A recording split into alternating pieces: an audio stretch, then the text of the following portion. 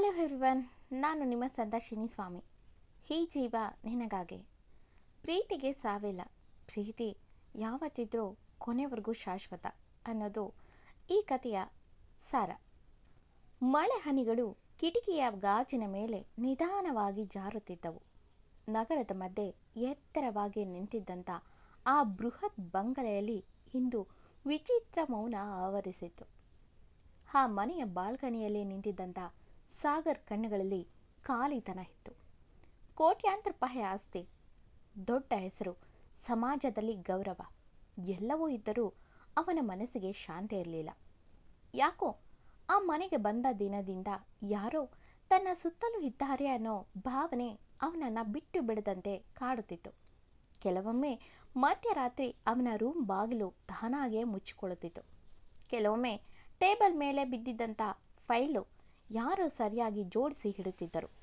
ಒಮ್ಮೆ ಮೆಟ್ಟಿಲಿನಿಂದ ಜಾರಿ ಬೀಳೋ ಸಮಯಕ್ಕೆ ಯಾರೋ ಅವನ ಕೈ ಹಿಡಿದು ಕಾಪಾಡಿದ ಅನುಭವ ಅವನಿಗಾಗುತ್ತಿತ್ತು. ಆದರೆ ಅವನು ತನ್ನ ಹೆಂಡತಿ ನಿಶಾ ಬಳಿ ತನಗೆ ಆದ ಅನುಭವದ ಬಗ್ಗೆ ಹೇಳಿದ್ರೆ ಅದನ್ನು ಕೇಳಿದಂಥ ನಿಶಾ ಪ್ರತಿ ಸಾರಿ ಅದನ್ನು ನಗೆಯಲ್ಲಿ ತಳ್ಳಿ ಬಿಡುತ್ತಿದ್ದಳು. ಸಾಗರ್, ನಿನಗೆ ಕೆಲಸದ ಟೆನ್ಷನ್ ಜಾಸ್ತಿ ಆಗಿದೆ ಅನಿಸುತ್ತೆ, ಟೇಕ್ ರೆಸ್ಟ್ ಎಂದು ಹೇಳಿ ಆ ವಿಷಯನ ಬಂಧಿಸುತ್ತಿದ್ಲು. ಆದರೆ ಅವಳ ಕಣ್ಣುಗಳಲ್ಲಿ ಪ್ರೀತಿ ಇರುತ್ತಿರಲಿಲ್ಲ. ಅದರ ಜಾಗದಲ್ಲಿ ಯಾವುದೋ ಲೋಭ ಹೊಳೆಯುತ್ತಿತ್ತು. ಸಾಗರ್ ಮತ್ತು ನಿಶಾಳು ಇಬ್ಬರು ಪ್ರೀತಿಸಿ ಮದುವೆ ಆದವರು. ಆದರೆ ಆ ಸುಂದರ ಮುಖದ ಹಿಂದೆ ವಿಷದ ಮನಸ್ಸು ಅಡಗಿಸಿಕೊಂಡಿದ್ದಳು ನಿಶಾ. ಅವಳು ಸಾಗರ್ ಆಸ್ತಿಗಾಗಿ ಮಾತ್ರ ಮದುವೆ ಆಗಿದ್ದಳು. ಅದನ್ನು ಪಡೆಯಲು ತನ್ನ ಮಾಜಿ ಪ್ರೇಮಿ ವಿಕ್ರಮ್ ಜೊತೆ ಸೇರಿ ನಿಧಾನವಾಗಿ ಸಾಗರ್ನನ್ನು ಕೊಲ್ಲಲು ಆಗಾಗ ಪ್ರಯತ್ನ ಮಾಡುತ್ತಿದ್ದಳು. ಕಾರಿನ ಬ್ರೇಕ್ ಕಟ್ ಮಾಡುವುದು, ಔಷಧಿಯಲ್ಲಿ ವಿಷ ಬೆರೆಸುವುದು, ಬಿಲ್ಡಿಂಗ್ ಮೇಲಿಂದ ತಳ್ಳಲು ನೋಡುವುದು. ಆದರೆ ಪ್ರತಿ ಸಾರಿ ಯಾವುದೋ ಅಜ್ಞಾತ ಶಕ್ತಿ ಸಾಗರ್ನನ್ನು ಕಾಪಾಡುತ್ತಿತ್ತು. ಹೇಗೋ ಅವನು ಆ ಸಾವಿನಿಂದ ಪಾರಾಗಿ ಬಿಡುತ್ತಿದ್ದ. ಇದು ನಿಶಾ ಮತ್ತು ವಿಕ್ರಮ್ಗೆ ಯಕ್ಷಣ ಪ್ರಶ್ನೆಯಾಗಿ ಕಾಡುತ್ತಿತ್ತು. ಆದರೆ ಒಂದು ರಾತ್ರಿ ಮಳೆ ಗಾಳಿ ಭಯಾನಕವಾಗಿ ಬೀಸುತ್ತಿತ್ತು. ಆ ಮನೆಯ ಎಲ್ಲ ಲೈಟ್ಗಳು ಒಮ್ಮೆಲೆ ಆಫ್ ಆಯಿತು. ಸಾಗರ್ ರೂಮ್ ಒಳಗೆ ಕೆಲವು ರೌಡಿಗಳು ವೇಗವಾಗಿ ನುಗ್ಗಿದರು. ಮಲಗಿದ್ದಂಥ ಅವನನ್ನು ಒಡೆದು ಕುರ್ಚಿಗೆ ಕಟ್ಟಿ ಹಾಕಿದರು. ಸಾಗರ್ ನರಳುತ್ತಾ, ಯಾರು ನೀವು, ಏನು ಬೇಕು ನಿಮಗೆ ಎಂದು ಜೋರಾಗಿ ಕಿರ್ಚಿತದ್ದ. ಮಂದ ಬೆಳಕಿನಿಂದ ನಿಧಾನಕ್ಕೆ ಬಂದ ವ್ಯಕ್ತಿ ನೋಡಿ ಸಾಗರ್ ಶಾಕ್ನಲ್ಲಿ, ವಿಕ್ರಮ್ ಎಂದ. ವಿಕ್ರಮ್ ಸಣ್ಣಗೆ ನಗುತ್ತಾ, ನಿನ್ನ ಆಸ್ತಿ ನಮ್ಮ ಹೆಸರಿಗೆ ಬರೆದುಕೊಡು ಎಂದು ಸಾಗರ್ ಮುಂದೆ ನಿಂತು ಪೇಪರ್ ಕೊಟ್ಟ. ಸಾಗರ್, ನಿಶಾ ಎಂದು ಜೋರಾಗಿ ಕರೆದ. ಅಷ್ಟರಲ್ಲಿ ನಿಶಾ ಬಂದವಳು ಸೀದಾ ಹೋಗಿದ್ದು ವಿಕ್ರಮ್ ಕಡೆಗೆ. ಸಾಗರ್ ಶಾಕ್ನಲ್ಲಿ, ನಿಶಾ ಎಂದ. ನಿಶಾ, ವಿಕ್ರಮ್ ಹೇಳಿದಂತೆ ನಿನ್ನ ಹೆಸರಿನ ಆಸ್ತಿ ಎಲ್ಲ ನಮಗೆ ಬರೆದುಕೊಡು, ನಿನ್ನ ಜೀವಂತವಾಗಿ ಬಿಡ್ತೀವಿ ಎಂದಳು. ಸಾಗರ್ಗೆ ಅವಳ ಮಾತು ಕೇಳಿ ತುಂಬ ನೋವಾಯಿತು. ಕಣ್ಣೀರಿಡುತ್ತಾ, ಎಷ್ಟು ನಂಬಿದ್ದೆ ನಿನ್ನ, ಆದರೆ ಎಂದು ಕಣ್ಣೀರಾಗ್ತಾನೆ. ವಿಕ್ರಮ್ ಮಲಗುತ್ತಾ, ನಿನ್ನ ನಂಬಿಸೋಕೆ ಇಷ್ಟು ದಿನ ಕಾಯಬೇಕಾಯ್ತು ನೋಡು ಸಾಗರ್, ಬದುಕಿದ್ರೆ ಎಲ್ಲೋ ಒಂದು ಕಡೆ ಉಸಿರಾಡ್ಕೊಂಡು ಇರ್ಬೋದು, ಇಲ್ಲ ಇವತ್ತೇ ನಿನ್ನ ಕೊನೆ ದಿನ ಎಂದ ವ್ಯಂಗ್ಯದ ನಗುಚಲ್ಲಿ. ಸಾಗರ್ ಕೋಪದಲ್ಲಿ, ನೋ, ಅದು ನಾನು ಕಷ್ಟಪಟ್ಟು ಸಂಪಾದನೆ ಮಾಡಿರೋದು. ನನ್ನ ನಂತರ ಯಾವುದಾದ್ರೂ ಅನಾಥ ಆಶ್ರಮಕ್ಕೆ ಬರೆಯುತ್ತೇನೆ ವಿನಃ ನಿಮ್ಮ ಹೆಸರಿಗಲ್ಲ ಎಂದು ಕೋಪದಲ್ಲಿ ಕೂಗಿದ. ವಿಕ್ರಮ್ ಜೋರಾಗಿ ಸಾಗರ್ ಮುಖಕ್ಕೆ ಹೊಡೆದ. ಸಾಗರ್ ಮುಖ ರಕ್ತದಿಂದ ತುಂಬಿತ್ತು. ಸಾಗರ್, ನಾನು ಸತ್ರು ಅಷ್ಟೇ, ಆಸ್ತಿನ ಬರೆದು ಕೊಡಲ್ಲ ಅಂದ. ನಿಶಾ, ಹಾಗಾದರೆ ಸಾಯಿ, ನೀನು ಹೋದ್ಮೇಲೆ ನಿನ್ನ ಆಸ್ತಿ ನನಗೇನೆ ಎಂದವಳು ಅವನಿಗೆ ಗನ್ನ ಗುರಿ ಮಾಡಿ ಇಟ್ಟಿದ್ಲು. ಅದೇ ಸಮಯಕ್ಕೆ ಮನೆಯ ಮೇಲ್ಮಹಡಿಯಿಂದ ಗೆಜ್ಜೆಯ ಶಬ್ದ ಕೇಳಿಸಿತು. ಜಲ್ ಜಲ್ ಜಲ್ ಎಂದು. ಎಲ್ಲರೂ ಹೆದರಿಕೊಂಡು ಮೇಲ್ ನೋಡಿದರು. ಬಿಳಿಯ ಉಡುಪಿನಲ್ಲಿ ಒಂದು ಆಕೃತಿ ನಿಧಾನವಾಗಿ ಮೆಟ್ಟಿಲಿಳಿಯುತ್ತಿತ್ತು. ಅವಳ ಮುಖ ಕತ್ತಲಲ್ಲಿ ಸ್ಪಷ್ಟವಾಗಿರಲಿಲ್ಲ, ಆದರೆ ಅವಳ ಕಣ್ಣುಗಳಲ್ಲಿ ಭಯಾನಕ ಕೋಪ ಒತ್ತಿ ಉರಿಯುತ್ತಿತ್ತು. ಹಠಾತ್ತಾಗಿ ಒಂದು ಗಾಳಿ ಸುಳಿಯಂತೆ ಆ ಆಕೃತಿ ರೌಡಿಗಳ ಮೇಲೆ ದಾಳಿ ಮಾಡಿತು. ಒಬ್ಬೊಬ್ಬರನ್ನು ಗೋಡೆಗೆ ಎಸೆದಿತು. ಕೈಕಾಲು ಮುರಿದು ಅವರೆಲ್ಲರ ಕಿರುಚಾಟಗಳಿಂದ ಮನೆ ನಡುಗಿ ಹೋಗಿತ್ತು. ಕೆಲವೇ ಕ್ಷಣಗಳಲ್ಲಿ ಎಲ್ಲ ರೌಡಿಗಳ ದೇಹದಿಂದ ರಕ್ತ ಹರಿಯುತ್ತಾ ಹೆದರಿ ಅಲ್ಲಿಂದ ಓಡಿ ಹೋದರು. ಇನ್ನುಳಿದ ನಿಶಾ ಮತ್ತು ವಿಕ್ರಮ್ ಬೆಚ್ಚಿ ಬಿದ್ರು ಆ ರೌದ್ರ ದೃಶ್ಯ ನೋಡಿ. ವಿಕ್ರಮ್ ಧೈರ್ಯ ಮಾಡಿ, ಯಾರು ನೀನು ಎಂದು ಕೇಳಿದ ನಡುಗುವ ಧ್ವನಿಯಲ್ಲೇ. ಆ ಆಕೃತಿ ನಿಧಾನವಾಗಿ ಅವನ ಕಡೆ ತಿರುಗಿ, ಎಷ್ಟು ಧೈರ್ಯ ನಿನಗೆ, ನನ್ನ ಸಾಗರ್ನ ಸಾಯಿಸೋಕೆ ನೋಡ್ತೀರಾ ಎಂದು ಇಬ್ಬರ ಮೇಲೆ ಒಮ್ಮೆಲೆ ದಾಳಿ ಮಾಡಿತು. ನಿಶಾ ಭಯದಿಂದ ತಲೆ ಹಿಡಿದು, ಇಲ್ಲ, ನಾನು ದುಡ್ಡಿನ ಆಸೆಗೆ ಎಂದು ಹೇಳಿದ್ದು ನೋಡಿ ಆ ಆಕೃತಿ, ಸುಳ್ಳು ಹೇಳಬೇಡ, ನೀನು ಎಷ್ಟು ಸಲ ಸಾಗರ್ನ ಸಾಯಿಸೋಕೆ ನೋಡಿದ್ಯಾ ಎಂದು ಆ ಆಕೃತಿ ಕೋಪದಿಂದ ಕಿರ್ಚಿ, ನನ್ನ ಸಾಗರ್ನ ಸಾಯಿಸೋಕೆ ನೋಡಿದ್ರೆ ನಾನು ಸುಮ್ಮನಿರ್ತೀನಿ ಎಂದು ಹೇಗೆ ಅಂದುಕೊಂಡೆ ಎಂದಾಗ ಆ ಶಬ್ದಕ್ಕೆ ಮನೆ ಒಮ್ಮೆಲೆ ಕಂಪಿಸಿತು. ಭಯದಿಂದ ನಿಶಾ ಎಲ್ಲ ಸತ್ಯನ ಒಪ್ಪಿಕೊಂಡ್ಳು. ನಾನು ಅವನನ್ನು ಪ್ರೀತಿ ಮಾಡಲಿಲ್ಲ, ಆಸ್ತಿಗಾಗಿ ಮದುವೆ ಆದೆ. ಇದುವರೆಗೂ ಅವನನ್ನು ಸಾಯಿಸೋಕೆ ನೋಡಿದ್ದು ಎಲ್ಲ ವಿಷಯವನ್ನು ಬಾಯಿಬಿಟ್ಲು. ಅವಳ ಮಾತು ಕೇಳಿ ಸಾಗರ್ ಕಣ್ಣುಗಳು ಅಗಲವಾದವು. ಅವನ ಕೈಕಟ್ಟುಗಳು ನಿಧಾನವಾಗಿ ಕಳಚಿತು. ಸಾಗರ್ ನಿಟ್ಟುಸಿರು ಬಿಟ್ಟು ಆ ಆಕೃತಿಯ ಬಳಿ ನಿಂತು, ಯಾರು ನೀನು, ನನಗೆ ಯಾಕೆ ಇಷ್ಟೆಲ್ಲ ಸಹಾಯ ಮಾಡ್ತಿದ್ಯಾ ಎಂದು ಕೇಳಿದ. ಅವನ ಮಾತು ಕೇಳಿ ಆ ಆಕೃತಿಯ ಕಣ್ಣುಗಳಲ್ಲಿ ಕಣ್ಣೀರು ತುಂಬಿತು. ನಾನು ಶರದಿ ಅಂದ್ಲು. ಸಾಗರ್ಗೆ ಆ ಹೆಸರು ಗೊತ್ತಿರದ ಕಾರಣ ತುಸು ಕನ್ಫ್ಯೂಸ್ ಆದ. ಆ ಆಕೃತಿ ನಿಧಾನವಾಗಿ ತನ್ನ ನಿಜವಾದ ರೂಪಕ್ಕೆ ಬಂದಾಗ ಸಾಗರ್ ಎದೆ ನಡುಗಿತು. ಯಾಕಂದರೆ ಅವನಿಗೆ ಆ ಮುಖದ ಪರಿಚಯ ಇತ್ತು. ಆ ಆಕೃತಿ ತನ್ನ ಹಿಂದಿನ ನೆನಪಿಗೆ ಜಾರಿತು. ಇದೇ ಕೆಲವು ವರ್ಷಗಳ ಹಿಂದೆ ಒಬ್ಬ ಹುಡುಗಿ ನೆರಳಿನಂತೆ ಒಬ್ಬ ಹುಡುಗನನ್ನು ಹಿಂಬಾಲಿಸುತ್ತಿದ್ದಳು. ಅವಳ ಹೆಸರೇ ಶರದೆ. ಸಾಗರ್ ಎಂಬ ಸಾಮಾನ್ಯ ಹುಡುಗನನ್ನು ಅವಳು ಮನಸಾರೆ ಪ್ರೀತಿಸುತ್ತಿದ್ದಳು. ಆದರೆ ತನ್ನ ಪ್ರೀತಿನ ಅವನ ಮುಂದೆ ಹೇಳಿಕೊಳ್ಳಲು ಧೈರ್ಯ ಸಾಕಾಗ್ತಿರಲಿಲ್ಲ. ಸಾಗರ್ ದೊಡ್ಡ ಕನಸುಗಳಿದ್ದ ಹುಡುಗ. ಸ್ವಂತ ಕಂಪನಿ ಕಟ್ಟಬೇಕು, ದೊಡ್ಡ ಬಿಸ್ನೆಸ್ ಮ್ಯಾನ್ ಆಗಬೇಕು ಎಂಬ ಕನಸು ತುಂಬ ಇದ್ದು, ಅವಕಾಶ ಮತ್ತು ದುಡ್ಡು ಎರಡೂ ಇರದ ಸಾಮಾನ್ಯ ಮಿಡಲ್ ಕ್ಲಾಸ್ ಹುಡುಗ. ಆದರೆ ಅವನು ತನ್ನ ಕನಸನ್ನು ಹೇಗಾದರೂ ಮಾಡಿ ನೆರವೇರಿಸಿಕೊಳ್ಳಬೇಕು ಎನ್ನುವ ಸಲುವಾಗಿ ಯಾವಾಗಲೂ ಪ್ರಯತ್ನ ಮಾಡುತ್ತಲೇ ಇದ್ದ. ಆದರೆ ಪ್ರತಿ ಸಾರಿ ಅವನ ಪ್ರಯತ್ನ ಸೋಲುತ್ತಿತ್ತು. ಒಮ್ಮೆ ತನ್ನ ಪ್ರಾಜೆಕ್ಟ್ ರಿಜೆಕ್ಟ್ ಆದ ನೋವಿನಲ್ಲೇ ಸಾಗರ್ ರಸ್ತೆಯ ಬದಿಯಲ್ಲಿ ನಿರಾಸೆಯಾಗಿ ಅಲ್ಲೇ ಫೈಲ್ನ ಎಸೆದು ಹೋಗಿದ್ದ. ಆ ಮಳೆಯ ಹನಿಗಳ ಮಧ್ಯೆ ಆ ಫೈಲ್ ಎತ್ತುಕೊಂಡಿದ್ದಳು ಶರದಿ. ಅವಳು ರಾತ್ರಿ ಪೂರ್ತಿ ಅದನ್ನು ಓದಿದ್ಲು. ಕೆಲವು ತಪ್ಪುಗಳನ್ನು ಸರಿಪಡಿಸಿದ್ಲು. ಅದಕ್ಕೆ ಹೊಸ ಐಡಿಯಾಗಳನ್ನು ಸೇರಿಸಿದ್ಲು. ಮರುದಿನ ಬೆಳಗ್ಗೆ ಸಾಗರ್ ಆಫೀಸ್ ಮುಂದೆ ಬೇಸರದಲ್ಲೇ ನಿಂತಿದ್ದ. ಅಚಾನಕ್ಕಾಗಿ ಅವನ ಬಳಿ ಬಂದ ಬಿಳಿ ಚೂಡಿದಾರ್ ಧರಿಸಿದ್ದ ಒಂದು ಹುಡುಗಿ, ಇದು ನಿಮ್ಮ ಫೈಲ್ ಎಂದು ಆ ಫೈಲ್ನ ಅವನ ಕೈಗೆ ಕೊಟ್ಲು. ಸಾಗರ್ ಆಶ್ಚರ್ಯದಲ್ಲೇ ಆ ಹುಡುಗಿನೇ ನೋಡಿದ. ಆ ಹುಡುಗಿ, ಡೋಂಟ್ ವರಿ, ಎಲ್ಲ ಒಳ್ಳೆಯದೇ ಆಗುತ್ತೆ ಎಂದು ಮುದ್ದಾಗಿ ನಕ್ಕಳು. ಸಾಗರ್ ಆ ಫೈಲ್ನ ನೋಡಿ ತಲೆ ಎತ್ತಿ ಏನೋ ಕೇಳುವಷ್ಟರಲ್ಲಿ ಅವಳು ಆ ಮಳೆಯ ಮಧ್ಯೆ ಮರೆಯಾಗಿದ್ದಳು. ಆ ದಿನ ಸಾಗರ್ನ ಆ ಫೈಲ್ ಅಪ್ರೂವಲ್ ಆಗಿತ್ತು. ಅದೇ ಅವನ ಜೀವನನ ಬದಲಿಸಿದ ಮೊದಲ ಹೆಜ್ಜೆ. ಆ ದಿನದಿಂದ ಸಾಗರ್ಗೆ ಗೊತ್ತಾಗದಂತೆ ಶರದಿ ಅವನ ಪ್ರತಿಯೊಂದು ಪ್ರಾಜೆಕ್ಟ್ಗೆ ಸಹಾಯ ಮಾಡುತ್ತಿದ್ದಳು. ಯಾರಾದರೂ ಅವನ ವಿರುದ್ಧ ಸಂಚು ಮಾಡಿದರೆ ಮೊದಲೇ ತಿಳಿದು ಅದನ್ನು ತಡೆಯುತ್ತಿದ್ದಳು. ಅವನ ಕಂಪನಿಗೆ ಬೇಕಾದ ಇನ್ವೆಸ್ಟರ್ಗಳನ್ನು ಪರೋಕ್ಷವಾಗಿ ಸೇರಿಸುತ್ತಿದ್ದಳು. ಸಾಗರ್ ಕನಸು ನನಸಾಗಿತ್ತು. ಅವನು ದಿನದಿಂದ ದಿನಕ್ಕೆ ಎತ್ತರಕ್ಕೆ ಏರುತ್ತಿದ್ದ. ಆದರೆ ಅವನ ಯಶಸ್ಸಿನ ಹಿಂದೆ ಇದ್ದ ಮುಖ ಮಾತ್ರ ಅವನಿಗೆ ಕಾಣಲಿಲ್ಲ. ಕೊನೆಗೂ ಒಂದು ದಿನ ದೇಶದ ಅತ್ಯುತ್ತಮ ಯುವ ಉದ್ಯಮಿ ಎಂಬ ಅವಾರ್ಡ್ ಸಾಗರ್ಗೆ ಸಿಕ್ಕಿತ್ತು. ಆ ದಿನ ಶರದಿ ಕಣ್ಗಳಲ್ಲಿ ಸಂತೋಷದ ಕಣ್ಣೀರು ತುಂಬಿತು. ಎಂದಾದರೂ ನನ್ನ ಪ್ರೀತಿನ ಅವನಿಗೆ ಹೇಳ್ತೀನಿ ಎಂದು ಅವಳು ಮನಸ್ಸಿನಲ್ಲಿ ತೀರ್ಮಾನಿಸಿದಳು. ಅದರಂತೆ ಅವಳ ಅಂದಕ್ಕೆ ಒಪ್ಪುವ ಕೆಂಪು ಸೀರೆಯಲ್ಲಿ ಗೊಂಬೆಯಂತೆ ರೆಡಿಯಾಗಿ ಕೈಯಲ್ಲಿ ಚಿಕ್ಕ ಗಿಫ್ಟ್ ಹಿಡಿದು ಅವಳು ವೇಗವಾಗಿ ಕಾರಿನಲ್ಲಿ ಹೊರಟಳು. ಆದರೆ ವಿಧಿ ಕ್ರೂರವಾಗಿ ನಕ್ಕಿತ್ತು. ಒಂದು ಭೀಕರ ಟ್ರಕ್ ಗುದ್ದಿದ ಶಬ್ದ, ಒಂದು ಗಟ್ಟಿಯಾದ ಬ್ರೇಕ್ ಸೌಂಡು, ಮತ್ತೆ ರಕ್ತದಲ್ಲಿ ತೇಲುತ್ತಿದ್ದ ಶರದಿ. ಕೊನೆ ಉಸಿರಿನಲ್ಲೂ ಕೂಡ ಅವಳ ತುಟಿಗಳು ಒಂದೇ ಹೆಸರು ಉಚ್ಚರಿಸಿದ್ದವು, ಸಾಗರ್ ಎಂದು. ಅವಳ ಕಣ್ಣು ನಿಧಾನವಾಗಿ ಮುಚ್ಚಿಕೊಂಡವು. ಆದರೆ ಅವಳ ಪ್ರೀತಿ ಮಾತ್ರ ಸಾಯಲಿಲ್ಲ. ಆ ಆಕೃತಿ ಹೇಳಿದ ಕತೆ ಕೇಳುತ್ತಿದ್ದಂಥ ಸಾಗರ್ ದೇಹವೇ ನಡುಗಿತು. ಶರದಿ ನಿಧಾನವಾಗಿ ತಾನು ಅವನ ಮುಂದೆ ಬರಬೇಕು ಎಂದುಕೊಂಡ ರೂಪಕ್ಕೆ ಬಂದು ನಿಂತಳು. ಅದೇ ಮುಖ, ಆ ಮಳೆಯ ದಿನ ಫೈಲ್ ಕೊಟ್ಟಿದ್ದ ಹುಡುಗಿ ಎಂದು ಸಣ್ಣಗೆ ಉಸಿರಿದ. ಸಾಗರ್ ಕಣ್ಣಿಂದ ಕಣ್ಣೀರು ಹರಿಯತೊಡಗಿತು.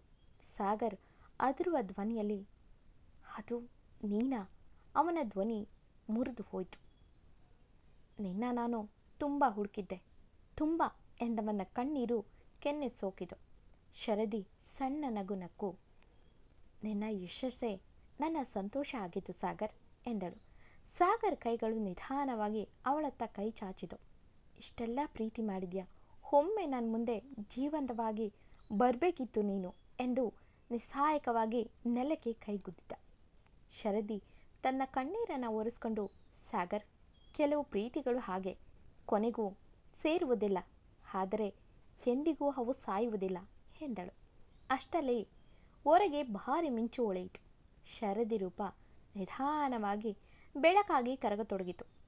ಅದನ್ನು ಕಂಡ ಸಾಗರ್, ಶರದಿ, ಹೋಗಬೇಡ ಎಂದು ಅವಳ ಬಳಿ ಓಡಿ ಬಂದ. ಆದರೆ ಅವಳ ಧ್ವನಿ ಮಾತ್ರ ಗಾಳಿಯಲ್ಲಿ ಉಳಿಯಿತು. ನಿನ್ನ ಜೊತೆ ಬದುಕಕ್ಕಾಗಲಿಲ್ಲ, ಆದರೆ ಕೊನೆವರೆಗೂ ನಿನ್ನ ಕಾಪಾಡಿದೆ, ಅದೇ ನನಗೆ ಸಾಕು ಎಂದು. ಮುಂದಿನ ಕ್ಷಣ ಅವಳು ಬೆಳಕಿನಲ್ಲಿ ಆ ಆಕೃತಿ ಮಾಯವಾಗಿ ಬಿಟ್ಟಿತು. ಸಾಗರ್ ಮೊಣಕಾಲ ಮೇಲೆ ಕುಳಿತು ಜೋರಾಗಿ ಹತ್ತ. ಆ ರಾತ್ರಿ ಮೊದಲ ಬಾರಿಗೆ ಆ ಬೃಹತ್ ಮನೆಯೊಳಗೆ ಪ್ರೀತಿಯ ನೋವು ಪ್ರತಿಧ್ವನಿಸಿತು. ದಿನಗಳು ಕಳೆದವು. ಶರದಿ ಮಾಯವಾದ ಆ ರಾತ್ರಿ ನಂತರ ಸಾಗರ್ ಜೀವನವೇ ಇನ್ನೊಂದು ರೀತಿ ಬದಲಾಗಿತ್ತು. ಅವನು ನಿಶಾಗೆ ಡೈವರ್ಸ್ ಕೊಟ್ಟಿದ್ದ.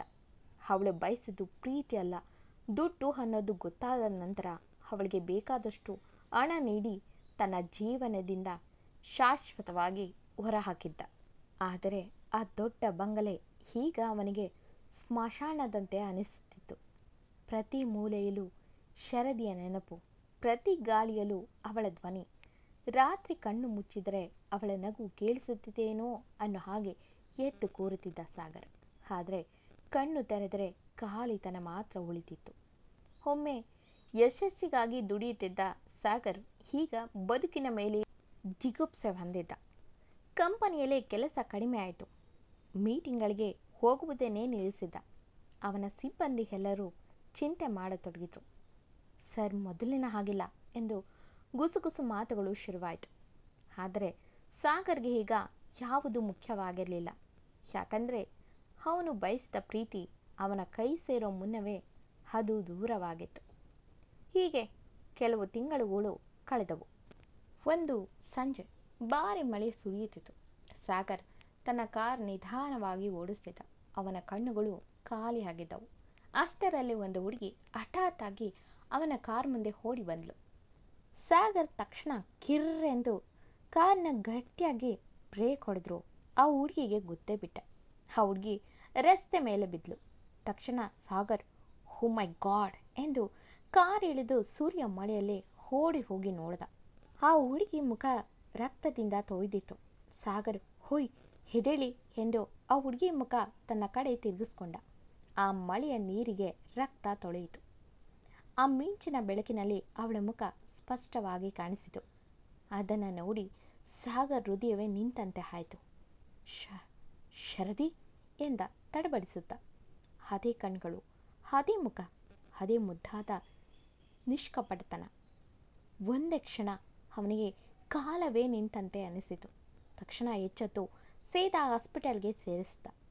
ಅಲ್ಲಿ ಆ ಹುಡುಗಿನ ಚೆಕ್ ಮಾಡಿದ ಡಾಕ್ಟರ್ ಆ ಹುಡುಗಿ ರಿಪೋರ್ಟ್ ನೋಡುತ್ತಾ ಗಂಭೀರವಾಗಿ ಹೇಳಿದರು, ತಲೆಗೆ ಗಂಭೀರವಾಗಿ ಪೆಟ್ಟು ಬಿದ್ದಿದೆ, ಜೀವಕ್ಕೆ ಏನೂ ಅಪಾಯ ಇಲ್ಲ, ಆದರೆ ಅವಳಿಗೆ ಇಂದಿನ ನೆನಪುಗಳು ಯಾವುದೂ ಇರಲ್ಲ ಎಂದು. ಡಾಕ್ಟರ್ ಮಾತು ಕೇಳಿದಂಥ ಸಾಗರ್ ಮೌನವಾಗಿ ಆ ಹುಡುಗಿಯ ಕಡೆ ಒಮ್ಮೆ ನೋಡಿದ. ಅವಳು ಮೌನವಾಗಿ ಮಲಗಿದ್ಲು. ಆದರೆ ಅವನ ಮನಸ್ಸಿನಲ್ಲಿ 1000 ಪ್ರಶ್ನೆಗಳು ಮೂಡಿತ್ತು. ಅಷ್ಟರಲ್ಲಿ ಹಾಸ್ಪಿಟಲ್ ಕಾರಿಡಾರ್ನಲ್ಲಿ ತಣ್ಣನೆಯ ಗಾಳಿ ಬೀಸಿತು. ಸಾಗರ್ ನಿಧಾನವಾಗಿ ಹಿಂದೆ ತಿರುಗಿದ. ಅವನ ಮುಂದೆ ಬಿಳಿ ಬೆಳಕಿನ ಮಧ್ಯೆ ಶರದಿ ನಿಂತಿದ್ಲು. ಸಾಗರ್ ಕಣ್ಣುಗಳು ತೇವಗೊಂಡವು. ಶರದಿ ಎಂದ. ಅವಳು ಮುದ್ದಾಗಿ ನಕ್ಕು, ನಿನ್ನ ಜೀವನಕ್ಕೆ ನಾನು ಬರೋಕ್ಕಾಗಲಿಲ್ಲ ಸಾಗರ್ ಎಂದಾಗ ಅವಳ ಧ್ವನಿ ನೋವಿನಲ್ಲಿ ನಡುಗುತ್ತಿತ್ತು. ಆದರೆ ನಿನಗೆ ಸತ್ಯ ಗೊತ್ತಾದ ಮೇಲೆ ನಿನ್ನ ನೋವು ನೋಡೋಕ್ಕಾಗಲಿಲ್ಲ ನನಗೆ. ನಿನ್ನ ಸಂತೋಷ ಯಾವಾಗಲೂ ನನಗೆ ಮುಖ್ಯ. ಅದಕ್ಕೆ ನನ್ನ ಥರವೇ ಇರುವ ಇನ್ನೊಬ್ಬಳನ್ನು ನಿನ್ನ ಜೀವನಕ್ಕೆ ಕಳಿಸಿದ್ದೀನಿ ಎಂದಳು. ಸಾಗರ್ ಕಣ್ಣೀರು ತಡೆಯಲಾರದೆ, ನೀನು ನನ್ನ ಜೊತೆ ಇರೋಕ್ಕಾಗಲ್ವಾ ಎಂದ ಅಮಾಯಕನಂತೆ. ಶರದಿ ಸಣ್ಣ ನಗು ಬೀರಿ, ಕೆಲವು ಆತ್ಮಗಳು ಪ್ರೀತಿಗಾಗಿ ಹುಟ್ಟುತ್ತವೆ, ಆದರೆ ಒಟ್ಟಿಗೆ ಬದುಕೋ ಯೋಗ ಪಡೆದಿರಲ್ಲ ಎಂದವಳು ಆ ಹುಡುಗಿ ಕಡೆ ನೋಡಿದ್ಲು. ಸಾಗರ್ ಕೂಡ ಒಮ್ಮೆ ಆ ಹುಡುಗಿ ಕಡೆ ನೋಡಿದ. ಶರದೆ ಅವಳನ್ನು ಕಾಪಾಡು ಎಂದು ಹೇಳಿ ಅವಳ ರೂಪ ನಿಧಾನವಾಗಿ ಗಾಳಿಯಲ್ಲೇ ಕರಗಿತು. ಸಾಗರ್ ಶರದಿ ಎಂದು ಕೂಗಿದ, ಆದರೆ ಅಲ್ಲಿ ಉಳಿದಿದ್ದು ಬರೀ ತಣ್ಣನೆಯ ಗಾಳಿ ಮಾತ್ರ. ಕೆಲವು ದಿನಗಳ ನಂತರ ಸಾಗರ್ ಒಬ್ಬ ಡಿಟೆಕ್ಟಿವ್ನ ನೇಮಿಸಿದ, ಆ ಹುಡುಗಿಯ ಬಗ್ಗೆ ಸಂಪೂರ್ಣ ಮಾಹಿತಿ ತಿಳಿಯಲು. ಆ ಡಿಟೆಕ್ಟಿವ್ ಕೊಟ್ಟ ರಿಪೋರ್ಟ್ ನೋಡಿದಾಗ ಅವನ ಕಣ್ಣುಗಳು ಮಂಕಾದವು. ಆ ಹುಡುಗಿಯ ಹೆಸರು ಅನನ್ಯ. ಚಿಕ್ಕ ವಯಸ್ಸಿನಲ್ಲೇ ತನ್ನ ತಾಯಿಯನ್ನು ಕಳೆದುಕೊಂಡಿದ್ದಳು. ತಂದೆ ಎರಡನೇ ಮದುವೆಯಾದ ಮೇಲೆ ಮಲತಾಯಿಯ ನರಕ ತೋರಿಸಿದ್ದಳು. ಹೊಡೆತ, ಅವಮಾನ, ಹಸಿವು, ಕೊನೆಗೆ ಬದುಕೇ ಬೇಡ ಎಂದು ಮನೆಯಿಂದ ಓಡಿ ಹೋಗಿದ್ದಳು. ಆ ರಾತ್ರಿ ಆ ಹುಡುಗಿ ಆತ್ಮಹತ್ಯೆ ಮಾಡಿಕೊಳ್ಳಲು ರಸ್ತೆ ಮೇಲೆ ಓಡಿ ಬಂದಾಗಲೇ ಸಾಗರ್ ಕಾರ್ಗೆ ಎದುರಾಗಿ ಬಿದ್ದಿದ್ಲು. ಇದನ್ನು ಕೇಳಿ ಸಾಗರ್ ಹೃದಯ ಮುರಿದು ಹೋಯಿತು. ಅವನಿಗೆ ಶರದಿ ಮಾತು ನೆನಪಾಯಿತು. ಅವಳನ್ನು ಕಾಪಾಡು ಎಂದಿದ್ದು. ತಕ್ಷಣ ಸಾಗರ್ ಅನನ್ಯಗೆ ಉತ್ತಮ ಟ್ರೀಟ್ಮೆಂಟ್ ಕೊಡಿಸಿದ. ಅವಳಿಗೆ ನೆನಪು ಮರಳಿ ಬರುವವರೆಗೂ ತನ್ನ ಮನೆಯಲ್ಲಿ ಇರಲು ಹೇಳಿದ. ಮೊದಲಿಗೆ ಭಯಪಟ್ಟು ಮೌನವಾಗಿದ್ದ ಅನನ್ಯ ದಿನ ಕಳೆದಂತೆ ನಿಧಾನವಾಗಿ ಸಾಗರ್ ಜೊತೆ ಮಾತಾಡಲು ಶುರು ಮಾಡಿದಳು. ಸಾಗರ್ನ ಸಹಜ ಗುಣಗಳು ಅವಳಿಗೆ ಇಷ್ಟವಾಗತೊಡಗಿದವು. ಅವನನ್ನು ಕೇರ್ ಮಾಡೋಕ್ಕೆ ಶುರು ಮಾಡಿದ್ಲು. ಆ ಮನೆ ಇಷ್ಟು ದಿನ ಶೋಕದಿಂದ ತುಂಬಿದ್ದ ಮನೆಯಾಗಿತ್ತು. ಆದರೆ ಮತ್ತೆ ಅದಕ್ಕೆ ಅನನ್ಯ ಬಂದ ಮೇಲೆ ಜೀವ ಬಂದಂತೆ ಅನಿಸತೊಡಗಿತು. ಅನನ್ಯ ಮನೆಯಲ್ಲೆಲ್ಲ ಸಣ್ಣ ಸಣ್ಣ ಗಿಡಗಳನ್ನು ಇಡುತ್ತಿದ್ಲು, ಅಡುಗೆ ಮಾಡುತ್ತಿದ್ಲು. ಸಾಗರ್ ಟೈಮ್ಗೆ ಕರೆಕ್ಟಾಗಿ ಊಟ ಮಾಡದಿದ್ದರೆ ಬೈಯುತ್ತಿದ್ಲು. ಸಾಗರ್ ಬಹಳ ದಿನಗಳ ನಂತರ ನಿಜವಾದ ಪ್ರೀತಿ ಮತ್ತು ಕೇರ್ನ ಫೀಲ್ ಮಾಡಿದ್ದ. ಒಂದು ದಿನ ಆ ಮನೆಯ ಓನರ್ ಬಂದು ಬಾಗಿಲು ತಟ್ಟಿದ್ರು. ಸಾಗರ್ ಹೊರಗೆ ಬಂದು ನೋಡ್ದ. ಅಲ್ಲಿ ಆ ಓನರ್ ಒಂದು ಪೇಪರ್ನ ಕೊಟ್ಟರು. ಅದನ್ನು ನೋಡಿದಂಥ ಸಾಗರ್ ಬೆಚ್ಚಿ ಬಿದ್ದ. ಯಾಕಂದರೆ ಅವರು ಬೇರೆ ಯಾರೂ ಆಗಿರಲಿಲ್ಲ, ಶರದಿಯ ತಂದೆ ಆಗಿದ್ರು. ಅವರು ಆ ಮನೆ ಜೊತೆಗೆ ಶರದಿ ಹೆಸರಿನ ಆಸ್ತಿ ಎಲ್ಲ ಸಾಗರ್ ಹೆಸರಿಗೆ ಬರೆದಿದ್ರು. ಸಾಗರ್ ಅದನ್ನು ನೋಡಿ, ಇದೆಲ್ಲ ಎಂದ. ಅವರು, ಇದು ನನ್ನ ಮಗಳ ಆಸ್ತಿ, ಅವಳು ಬಯಸಿದ್ದು ನಿನ್ನ, ಅವಳೇ ಇಲ್ಲದ ಮೇಲೆ ಈ ಆಸ್ತಿ ಯಾಕೆ, ಅಟ್ಲೀಸ್ಟ್ ನೀನಾದರೂ ಏನಾದರೂ ಮಾಡು ಎಂದು ಕಣ್ಣು ತುಂಬಿದ್ರು. ಆ ಕ್ಷಣ ಸಾಗರ್ ಕಣ್ಣುಗಳಲ್ಲಿ ಕಣ್ಣೀರು ತುಂಬಿತು. ಸಾಗರ್ ಮನೆ ಒಳಗೆ ಕರೆದ. ಅವರು ಸೀದಾ ಮನೆಯೊಳಗೆ ಬಂದು ಸುತ್ತಲೂ ಒಮ್ಮೆ ನೋಡಿದರು. ಗೋಡೆಯ ಮೇಲೆ ಶರದಿಯ ಹಳೆಯ ಫೋಟೋ ಇತ್ತು. ಅದನ್ನು ನೋಡಿ ಅವರು ನಗುತ್ತಾ ಹೇಳಿದರು, ಈ ಮನೆ ಶರದಿಗೆ ತುಂಬ ಇಷ್ಟ ಎಂದು. ಸಾಗರ್ ಮೌನವಾಗಿ ನಿಂತ. ಅದೇ ಸಮಯಕ್ಕೆ ಕಾಫಿ ಕಪ್ ಹಿಡಿದು ಬಂದ ಅನನ್ಯನ ನೋಡಿ ಅವರು ಒಂದು ಕ್ಷಣ ಆಶ್ಚರ್ಯವಾದರು. ಸಾಗರ್ ಅವರಿಗೆ ನಡೆದ ವಿಷಯನ ಹೇಳಿದ. ಅವರು, ಅದೇ ಶರದಿ ಮುಖ ಎಂದು ಅವರು ಆಕಾಶದ ಕಡೆ ನೋಡಿ ಸಣ್ಣ ನಗು ಬೀರಿ, ನನ್ನ ಮಗಳು ನಿನ್ನ ಜೊತೆ ಇದ್ದಾಳೆ ಅನ್ನಿಸ್ತಿದೆ ಅಂದರು. ಅವರ ಮಾತು ಕೇಳಿ ಸಾಗರ್ ಕಣ್ಣು ಮುಚ್ಚಿಕೊಂಡ. ಅವನಿಗೂ ಅದೇ ಭಾವನೆ ಇತ್ತು. ಹೀಗೆ ತಿಂಗಳುಗಳು ಕಳೆದವು. ಅನನ್ಯಗೆ ನಿಧಾನವಾಗಿ ಹೊಸ ಜೀವನ ಸಿಕ್ಕಾಗಿತ್ತು. ಒಂದು ದಿನ ಸಾಗರ್ ಅವಳಿಗೆ ಕೇಳ್ದ, ನಿನ್ನ ಹಳೆಯ ಜೀವನ ಮರೆತು ಹೊಸದಾಗಿ ಬದುಕೋಕೆ ಇಷ್ಟನಾ ಎಂದು. ಅನನ್ಯ ಕಣ್ಣೀರು ಹಾಕುತ್ತಾ, ನನಗೆ ಯಾರೂ ಇಲ್ಲ ಎಂದಳು. ಸಾಗರ್ ಮುಖ ನೋಡಿದ. ಸಾಗರ್ಗೆ ಅವಳ ನೋಟ ಅರ್ಥ ಆಗಿತ್ತು. ಅವನು ಅವಳ ಕೈ ಹಿಡಿದು, ಇನ್ನು ಮುಂದೆ ಇದ್ದಾರೆ ಅಂದುಕೋ ಎಂದವನು. ಅದೇ ದಿನದಿಂದ ಸಾಗರ್ ಅವಳನ್ನು ಶರದಿ ಎಂದು ಕರೆಯಲು ಶುರು ಮಾಡಿದ. ಆ ಹೆಸರಿನಲ್ಲಿ ಅವನಿಗೆ ಪ್ರೀತಿ ಇತ್ತು, ನೋವು ಇತ್ತು, ಆತ್ಮ ಇತ್ತು, ನೆನಪುಗಳು ಬಹಳಷ್ಟು ಇತ್ತು. ಹೀಗೆ ಕೊನೆಗೆ ಅನನ್ಯ ನಿಷ್ಕಲ್ಮಶ ಪ್ರೀತಿ ನೋಡಿ ಹಿಂದೆ ಮಾಡಿದ ತಪ್ಪು ಮಾಡದೆ ಸಾಗರ್ ಅನನ್ಯನ ಒಪ್ಪಿಕೊಂಡ. ಕೊನೆಗೂ ಇಬ್ಬರು ಮದುವೆ ಆದರು. ಈ ಬಾರಿ ಸಾಗರ್ ಕಣ್ಣುಗಳಲ್ಲಿ ಭಯ ಇರಲಿಲ್ಲ. ಯಾಕಂದರೆ ಈ ಪ್ರೀತಿಯನ್ನು ಅವನಿಂದ ಯಾರೂ ಕಿತ್ಕೊಳ್ಳೋಕ್ಕೆ ಸಾಧ್ಯ ಇರಲಿಲ್ಲ. ಒಂದು ರಾತ್ರಿ, ಹೊಸ ಜೀವನದ ಮೊದಲನೇ ದಿನ, ಮನೆಯ ಬಾಲ್ಕನಿನಲ್ಲಿ ನಿಂತಿದ್ದಂಥ ಸಾಗರ್ ಮತ್ತು ಶರದಿ ಆಕಾಶವನ್ನು ನೋಡುತ್ತಿದ್ದರು. ಅಷ್ಟರಲ್ಲಿ ತಣ್ಣನೆಯ ಗಾಳಿ ಬೀಸಿತು. ಮತ್ತದೇ ಪಾಯಲ್ ಸದ್ದು ಕೇಳಿಸಿತು. ಚಲ್ ಚಲ್ ಎಂದು. ಸಾಗರ್ ನಿಧಾನವಾಗಿ ಹಿಂದೆ ತಿರುಗಿ ನೋಡಿದ. ದೂರದಲ್ಲಿ ಬಿಳಿ ಬೆಳಕಿನ ಮಧ್ಯೆ ನಿಜವಾದ ಶರದಿ ನಿಂತಿದ್ಲು. ಈ ಬಾರಿ ಅವಳ ಮುಖದಲ್ಲಿ ನೋವು ಇರಲಿಲ್ಲ, ಸಂತೋಷ ಮಾತ್ರ ಇತ್ತು. ಅವಳು ಸಣ್ಣ ನಗು ನಕ್ಕು, ಈಗ ನನ್ನ ಸಾಗರ್ ಒಬ್ಬಂಟಿಯಲ್ಲ ಎಂದು ನಕ್ಕಳು. ಅವಳ ಕಣ್ಣಿನಿಂದ ಸಂತೋಷದ ಕಣ್ಣೀರು ಜಾರಿತು. ಮುಂದಿನ ಕ್ಷಣ ಅವಳ ಆತ್ಮ ಬೆಳಕಾಗಿ ಆಕಾಶದಲ್ಲಿ ಲೀನವಾಯಿತು. ಆ ರಾತ್ರಿ ಮೊದಲ ಬಾರಿಗೆ ಶರದಿಯ ಆತ್ಮಕ್ಕೆ ಶಾಂತಿ ಸಿಕ್ಕಿತ್ತು. ಸಾಗರ್ ಜೀವನಕ್ಕೆ ನಿಜವಾದ ಪ್ರೀತಿ ಸಿಕ್ಕಿತು. ನಿಜವಾದ ಪ್ರೀತಿಗೆ ಸಾವಿಲ್ಲ. ಸಾವು ದೇಹಕ್ಕೆ ಹೊರತು ಆತ್ಮಕ್ಕಲ್ಲ. Thank you for watching.